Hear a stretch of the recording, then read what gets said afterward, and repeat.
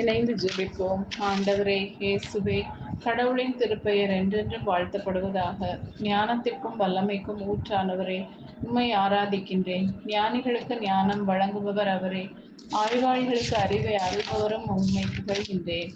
நீர் புறப்பட்டு போம், உம் மகன் பிழைத்துக் கொள்வான் என்றார். அவரும் இயேசு தம்மிடம் சொன்ன வார்த்தையை நம்பி புறப்பட்டு போனார் என்று இன்றைய வார்த்தையில் வாசிக்கும் நான் உம்மை நம்பிக்கை வைத்து நம்புகின்றவனுக்கு எல்லாம் நிகழும் என்ற உமது வார்த்தையில் மேலும் நிலைத்து வளர கிருபையாய் நடத்தும்.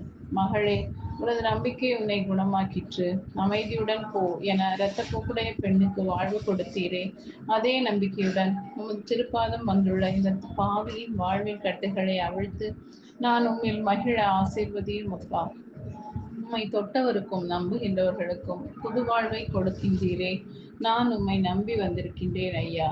என் வாழ்வை உமது நலன்களால் நிரப்பி விசுவாச பாதையில் என்னை வழிநடத்தும். சுமை சுமந்து சோர்ந்திருப்போரே, எல்லோரும் என்னிடம் வாருங்கள் என்றவரே, என் வாழ்வின் சுமைகளை தாங்கி வாழ பலத்தையும் நம்பிக்கையையும் தாரும். என் விருப்பங்கள், எதிர்கால திட்டங்கள் உமக்கு சித்தமானால் என் விருப்பப்படி தந்தரலும். அவற்றில் உமது ஆற்றலின் அபிஷேகத்தை நிறைவாக பொழிந்து என் வாழ்நாட்களை ஆசீர்வதிக்க வேண்டும் என்று இயேசுவின் பரிசுத்த நாமத்தில் ஜெபிக்கிறேன். ஆமென்.